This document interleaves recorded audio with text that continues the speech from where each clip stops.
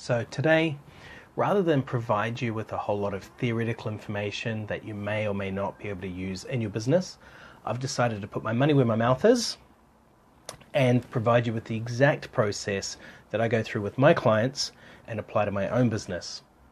This will give you a real practical example of how to develop and challenge your strategy. This will ensure your business thrives in today's challenging environment. This video is a little bit longer than usual, but it will be the best, most valuable 8 minutes you spend in your business in the next month or even year.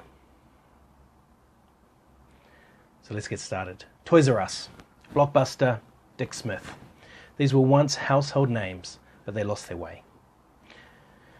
They did not challenge their strategies, and eventually they went away. Google, Apple, Netflix, on the other hand, they're well known for challenging their strategy and adjusting to customer needs and trends. Because of their willingness to challenge and change, their businesses thrive. A strategy is vital to every business, not just the big end of town. It helps you stay on track with your key objectives, and challenging it ensures you give yourself the best chance to thrive. The business environment today is more challenging than ever, and we often talk about survival, but I don't think we want to survive, we want to thrive. So I often post about challenging your strategy and identifying the key questions that you need to answer to build a really strong strategy. Well, let's put this in place, and we're going to relate it back to my own business. So the first 3 questions that you have to ask yourself are, what do you want to be? Where are you going to play? And how are you going to win? From that, we can discover what ought to be true, what is true, and what's not true.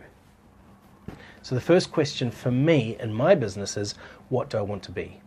So like many businesses, it's not just about me. There's other stakeholders. I have family, employees, you may have investors, and it's really important to get them involved in this first process to make sure you're all on the same page and you're all heading in the right direction. So what do we want to be? We want to be the go-to advisor for small, medium businesses and small corporates. And there's a bit of a story as to why I want to be that and we want to be that. And it's really because I believe business is really, really difficult. And I also believe that everybody should have access to great business advice. However, unfortunately, the reality is that great business advice is usually only available to those that can afford the top tier businesses. So the top 4 or 5 consulting firms, the top 4 accounting firms, the top 4 or 5 law firms. And I think that's really unfair. So the next question for us is, where do we want to play? And this is divided into 3 parts. The first part is, what products or services do you want to provide? So for us, it's about advisory and education. I'll talk a little bit about why we have education in there later. And it's particularly around growth and profit acceleration.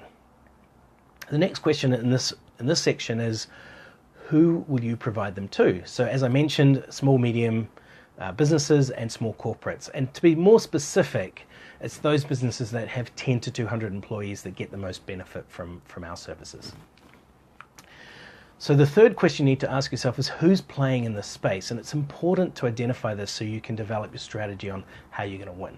So for us, who's playing in our space, we have the big 4 and top tier consulting firms. They typically have a broader range of skills. However, they're more focused on design and strategy and less focused on actually helping businesses achieve their goals. The second one is accounting firms. And while accounting firms typically have very good, strong financial background, they often lack the real operational experience to provide real impact in people's businesses. And they can't marry those 2 things, the financial aspects and the operational aspects, very well.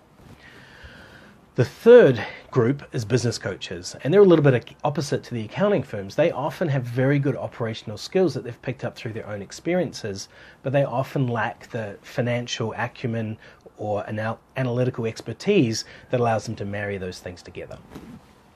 So they're the three groups that play in our space. The next question, which is, how are we going to win? This is really tricky because it's not determined by us, it's determined by customers and the market and other players. But at least we can have a desired state. We can have a hypothesis and a desired state that we can work towards.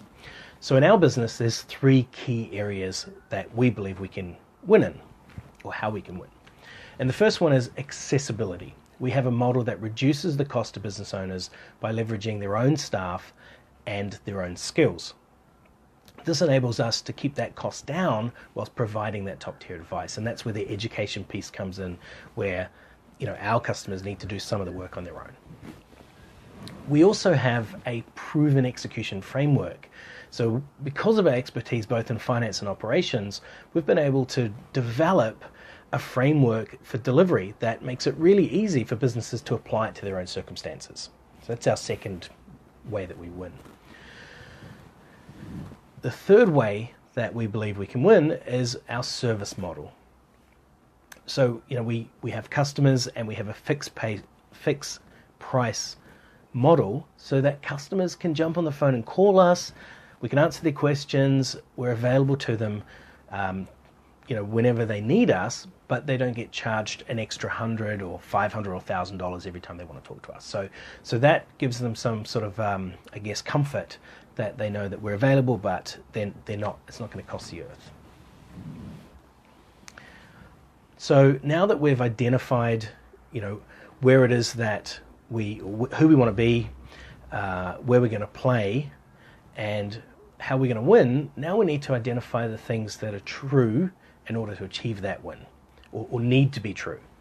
So I'll focus on a few key items. So the first one is that business owners need to be able to recognize that their business can be improved with external support. They need to recognize there's a ceiling that they can get to internally, and then external can get them above that ceiling.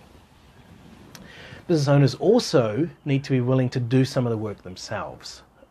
So, in our model, to be affordable, they need to do some themselves. They need to be able to actually want to do that.